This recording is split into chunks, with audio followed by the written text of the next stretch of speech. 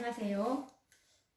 오늘은 구속의 경륜 62번째 시간인데, 오늘은 우리가 이제껏 다섯째 천사의 기별을 연구를 했는데,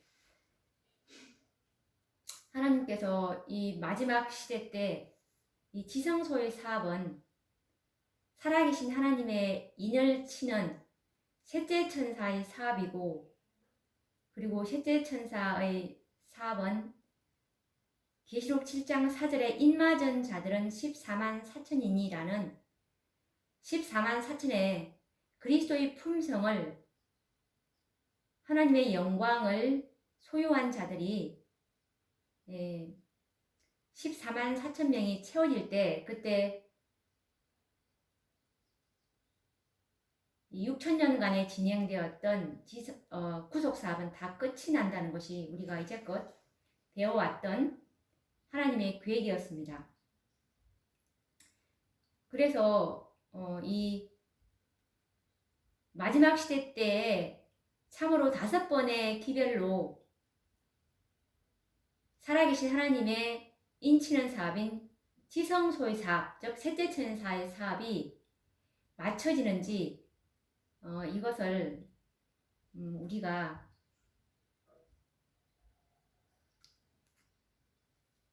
고대 이스라엘의 그 역사에서도 하나님께서는 그 표상을 다 넣어주셨거든요. 이 마지막 시대 때 이루어질 사업이 옛날 고대 이스라엘 백성들의 그 말씀에서도 분명히 하나님께서는 말씀해 주셨다는 것이죠. 그래서 우리가 이것을 접목을 시켜볼 줄 알아야 되는데, 이사야 46장 10절에서도 하나님께서는 이 종말을 처음부터 고했고, 그리고 자기가 성취하고자 하시는 그 일을 보이지 않고서 행하시는 분이 아니시라는 것을 분명히 말씀하고 있습니다. 분명히 우리가 연구하고 찾으면 분명히 하나님의 이 구속의 계획을 알 수 있다는 것이죠. 그래서 이사야 46장 10절을 보시면, 내가 종말을 처음부터 고하며 아직 이루지 아니한 일을 옛적부터 보이고 이러기를, 나의 모략이 설 것이니 내가 나의 모든 기뻐하는 것을 이루리라 하였노라 라고 말씀하셨습니다. 그래서 출애굽의 이 여정과 5 천사의 기별은 참으로 깊은 연관이 있는데요. 고린도전서 10장 11절을 보시면, 저희에게 당한 이런 일이 거울이 되고 또한 말세를 만난 우리의 경계로 기록하였느니라 라는 말씀처럼, 고대 이스라엘 백성들의 그 출애굽에서 가나안까지의 여정은 영적 이스라엘 백성들이 경험할 여정을 상징하고 있다는 것입니다. 그래서 사도 바울이 이 고대 이스라엘의 그 백성들의 여정이 오늘날 말세의 우리의 이 표상이라는 말씀을 하고 계시는 것이죠. 그래서 이 참으로 정말 계시록 18장 이 기별, 라오디게아 교회를 대표하는 이 재림교회도 세 번째 하나님께서 이 마지막 시대 때는 지성소에 들어가심으로 이제 세 번의 기별로, 계시록 14장의 기별로 이 구속 사업은 끝난다. 그러니까 14만 4천의 수요가 채워진다라고 이렇게 알고 계시는데, 그렇지가 않습니다. 우리가 이 세 천사의 기별의 핵심은 바로 믿음으로 말미암은 의, 즉 그리스도의 품성을 우리에게 소유할 것을 하나님께서 요구하시고 계시는 것입니다. 우리가 이 그리스도의 의에 참여하는 자들이 된다면 주님께서 친히 우리를 온전케 해주시겠다는 약속의 말씀도 포함되어 있죠. 그런데 이 계시록 14장의 새천사의 기별을 받았노라고 하는 재림교회가 이 기별을 잃어버렸다는 것을 우리가 지난 시간에 우리가 공부를 쭉 해오면서 우리가 연구를 해왔습니다. 그래서 계시록 18장의 그 기별은 새로운 기별이 아니고 옛 진리인 바로 믿음으로 말미암은 의, 그리스도 우리의 의라는 그 기별이었습니다. 다시 한번 셋째 천사의 기별이 온 것이죠. 잃어버렸기 때문에. 그런데 그것을 깨닫지 못하고 이것이 새로운 빛인 것처럼 그렇게 받아들인다면 너무나 큰 손실을 받게 될 것입니다. 계시록 18장 기별은 다른 기별이 아니고 셋째 천사의 기별인데 이미 있던 진리였습니다.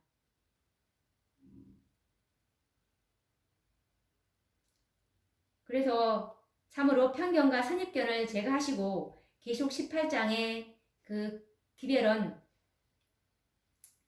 우리에게 하나님의 영광을 가져줄 수 있는 기별이고 이것은 늦은 비를 우리를 참으로 정결케 하는 그 기별이기 때문에 우리에게 늦은 비를 줄 수 있는 아주 지극히 소중한 기별임을 우리가 인식한다면 계시록 18장 기별을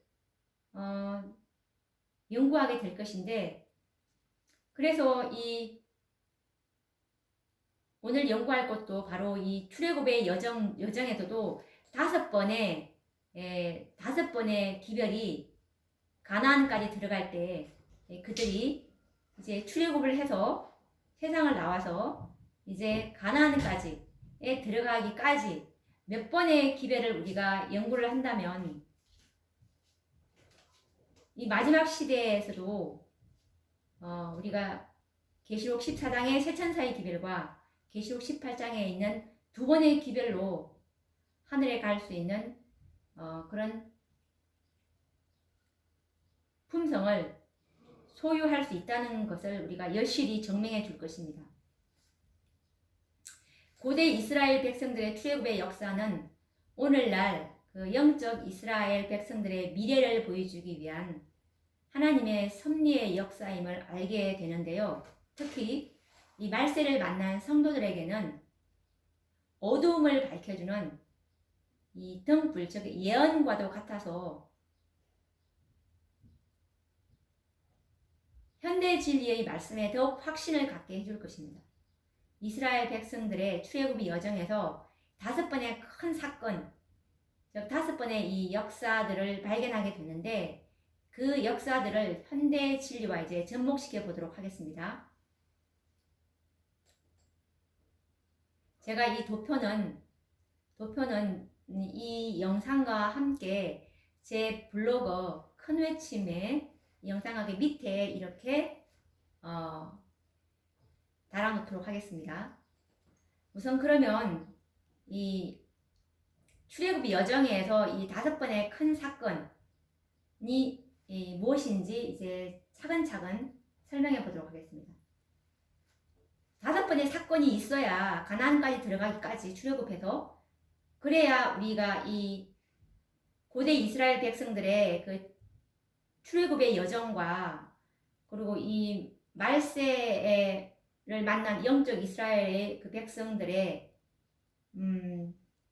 이 역사가 동일해야 이것이 참으로 5번의 기별이 맞구나라는 것을 더 확신을 가질 수 있겠죠. 그러면 첫 번째 사건은 출애굽은 유월절을 지킴으로 시작되었죠. 그래서 유월절은 곧 복음을 의미하는데요. 영원한 복음.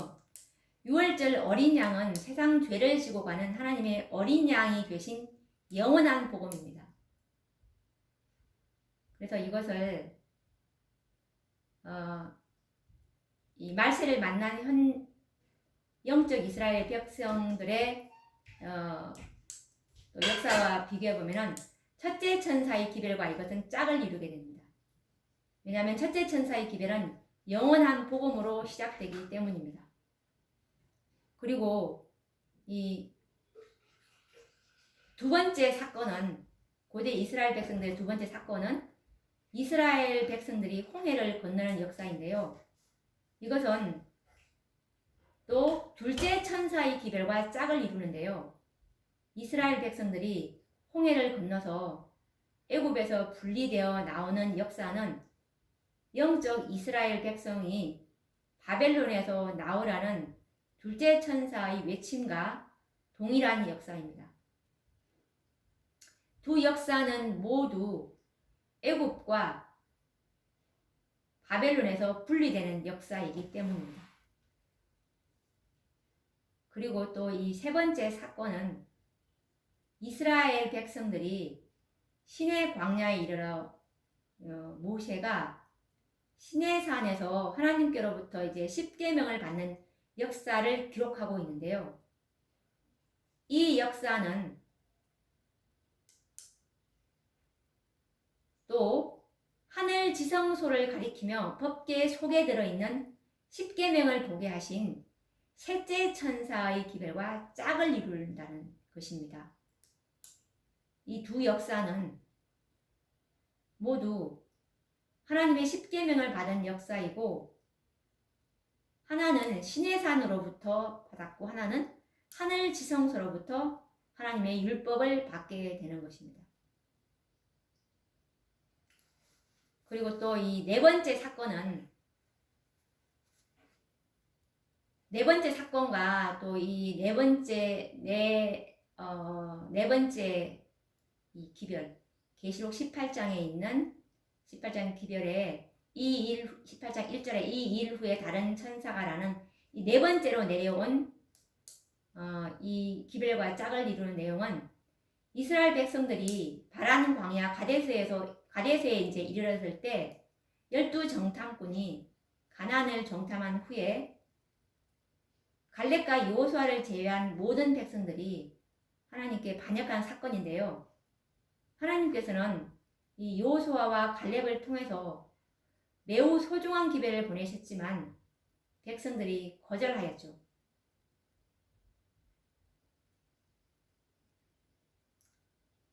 갈렙과 여호수아는 민수기 14장 8절과 9절 말씀을 보시면 여호와께서 그 땅을 우리에게 주시리라. 그들은 우리 밥이라. 그들의 보호자는 그들에게서 떠났고 여호와는 우리와 함께 하시느니라. 그들을 두려워 말라라는 기별을 전했지만 거절당하고 말았습니다. 그 결과로 고대 이스라엘 백성들은 40년 동안 광야를 방황해야 하였고 거기서 죽어야만 하였습니다. 이 네 번째 사건은 1888년 미니아폴리스 대총회에서 전해진 기별인 넷째 천사의 기별과 짝을 이루게 되는데요. 갈렙과 여호수아의 증언은 와그너와 존스 형제를 통해서 주신 기별과 동일한 역사입니다.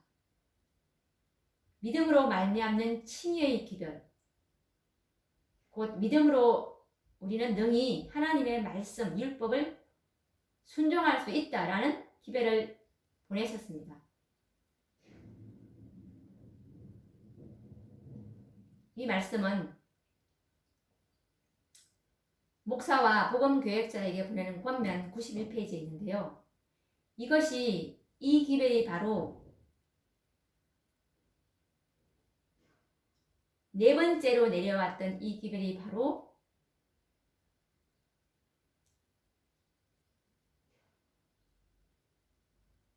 참된 셋째 천사의 기별이고, 그리고 이것은 믿음으로 말미암은 칭의를 제시하였고, 그리고 이것은 그리스도의 의를 받아들이도록 초청했던 기별이었습니다.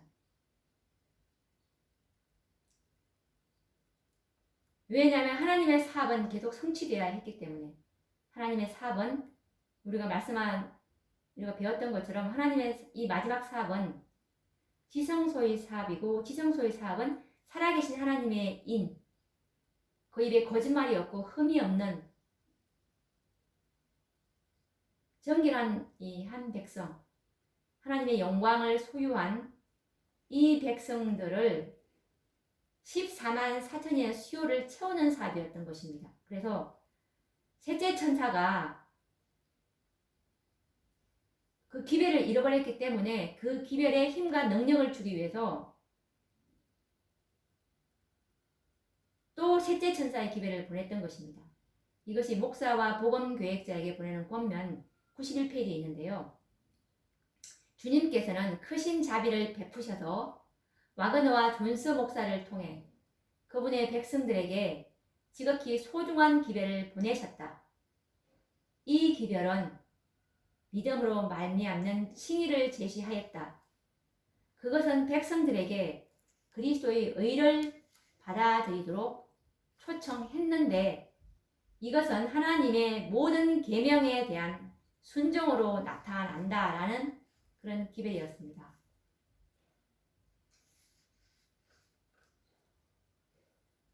지금 재림교회가 이 계시록 18장에 있는 이 일 후에 다른 천사가라는 하늘로부터 네 번째로 내려온 진짜 셋째 천사의 기별, 이 기별을 너전비로 보고 있는데 이것은 너전비 자체가 아니고 기별이라는 것을 우리가 하나님의 말씀을 깊이 연구하게 된다면 신실한 성경 탐구자들은 발견하게 될 것입니다. 이 계시록 18장의 이 1절에 있는 이 기별은 라우디게아 교회에게 보내시는 하나님의 기별이었습니다.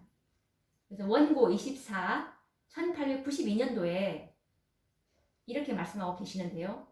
A.T. 존스와 E.J. 와그너에 의해서 우리에게 주어진 기별은 라우디게아 교회에게 보내시는 하나님의 기별이다 라는 말씀이 있습니다.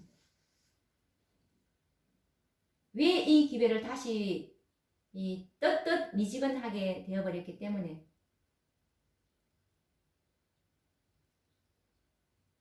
이 기별을 다시 보냄으로 인치는 사업을 다시 진척시켜야 했기 때문에 그렇습니다.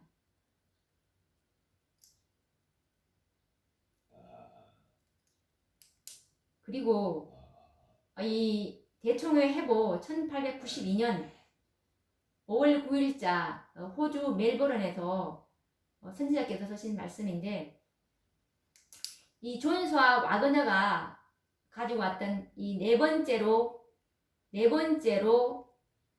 주신 주님의 기별은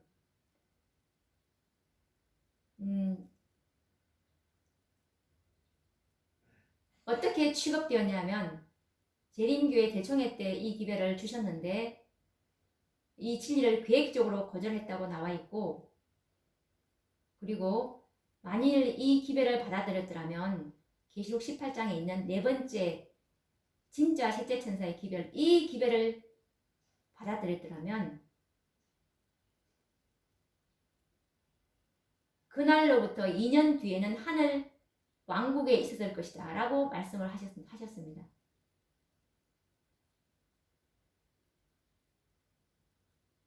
그래서 재림교회가 이 기별을 거절했다는 역사를 우리는 알아야 하는 것입니다. 옛날 고대 이스라엘 백성들처럼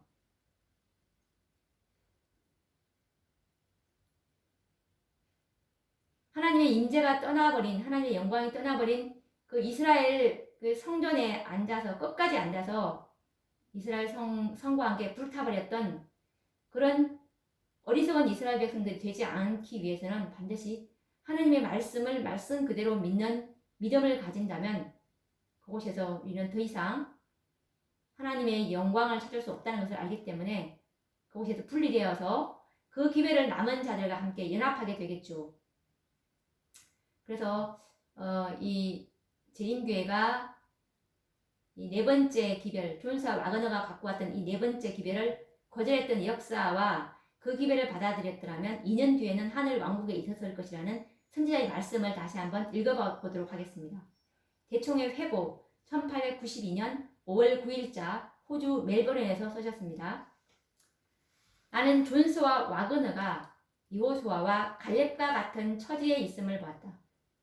이스라엘 자손들이 기록된 말씀대로 돌로 그 정탐꾼들에게 돌질하였던 것처럼 그대들은 비꼼과 조롱의 돌로 이들 형제들에게 돌을 던졌다. 나는 그대들이 알고 있다고 하는 진리를 계획적으로 거절하였음을 보았는데 이는 그대들의 존엄성에 너무 굴욕적인 것이었기 때문이다. 나는 그대들 가운데 어떤 사람들이 그대들 장막 속에서 이들 두 형제들을 조롱하며 모든 방법으로 놀려대고 있는 것을 보았다.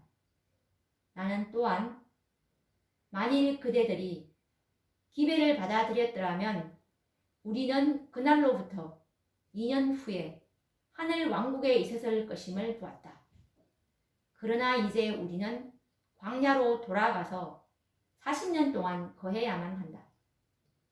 여기서 그대들은 재림교회 대총회가 열렸던 1888년 미니아폴리스 대총회에 왔던 대표자들, 지도자들, 목사님들을 말씀하고 계시는 것입니다.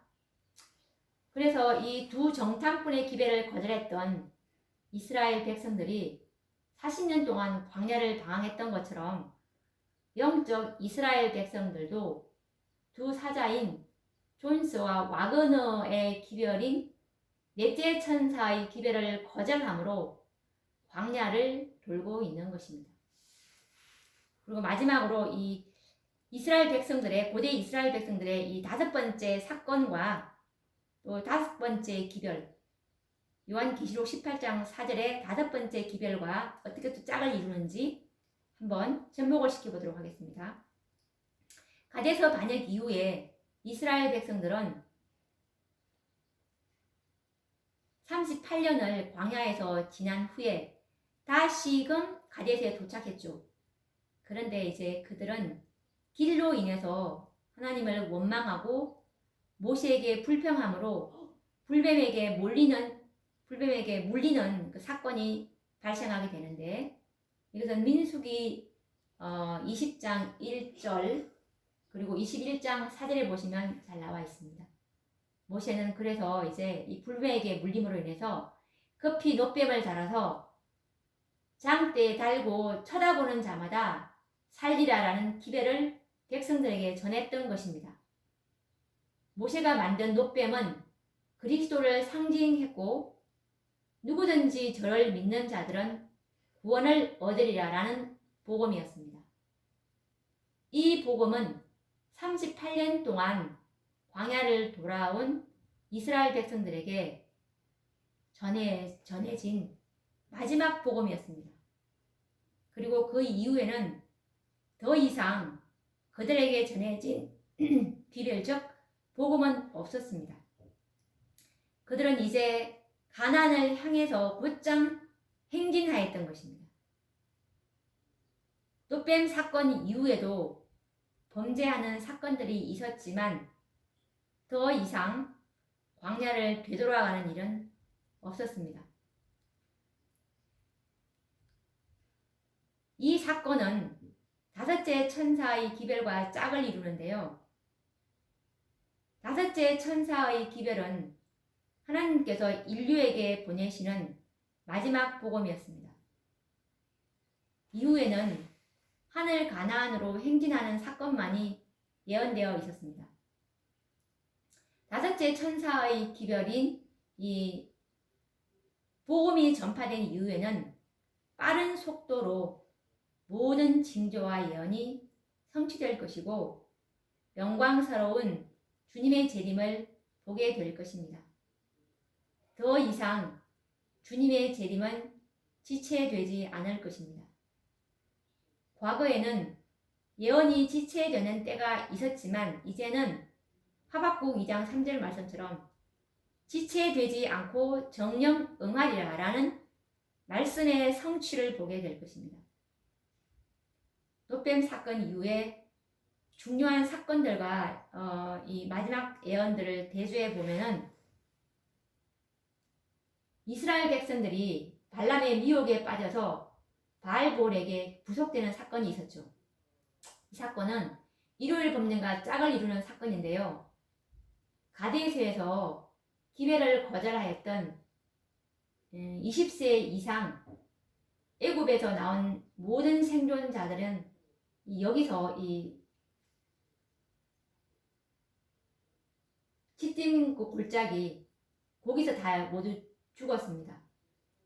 마찬가지로 장차 1월 법령이 내리고 핍박이 올 때면 믿음으로 말미암는 칭의의 기별은 1888년 이 넷째 천사의 기별을 깨닫지 못하여 믿음을 준비하지 못한 모든 자들은 짐승의 표를 받고 멸망으로 들어갈 것을 표상하는 사건입니다. 이스라엘 백성들이 발람의 사건 이후에는 곧장 진군해서 요단강을 건너는 역사를 보게 되는데요.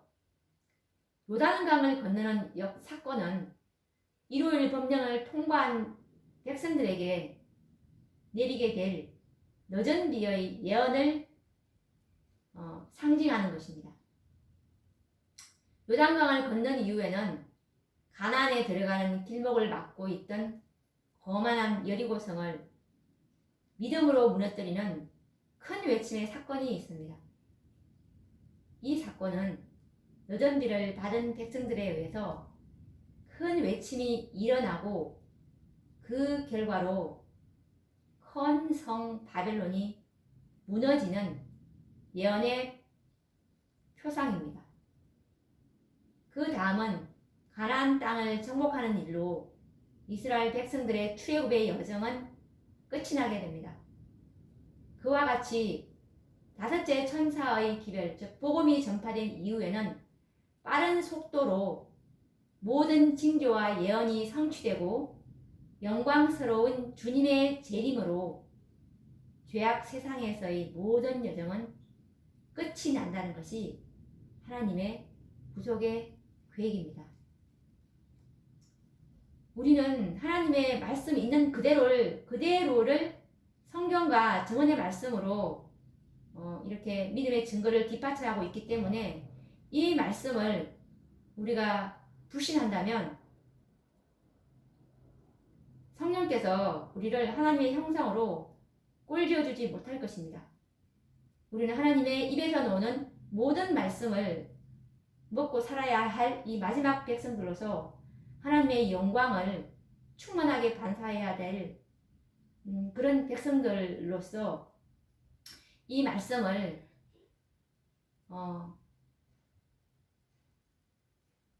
처음 들어보거나 그리고 선입견이 있다면 다 내려놓으시고 참으로 이것이 그러한가라고 성경을 상고하는 신사적인 베레아 사람처럼 말씀을 연다면은 반드시 성령께서 진리 가운데로 인도하실 것을 저는 확신하고 있습니다. 그러면 다음 시간에 또 이어서 말씀을 나누도록 하겠습니다. 다음 시간에 뵙도록 하겠습니다. 감사합니다.